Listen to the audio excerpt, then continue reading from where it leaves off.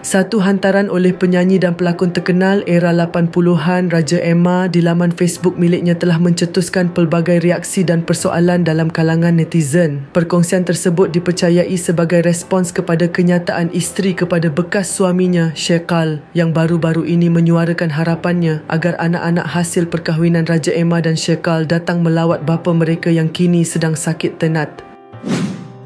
Guys, jom subscribe Drama Tu bagi yang belum subscribe untuk lebih banyak infotainment dan informasi.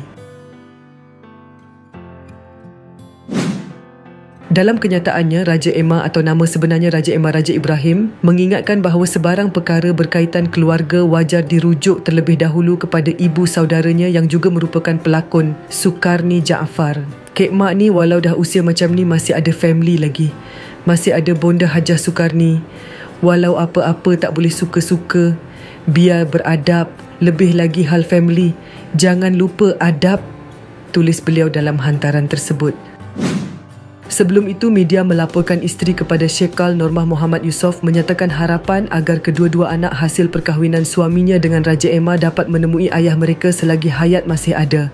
Menurut Normah, sepanjang 25 tahun perkahwinannya dengan penyanyi tersebut, dia tidak pernah melihat sebarang pertemuan antara suaminya dan anak-anak itu berlaku di mana-mana.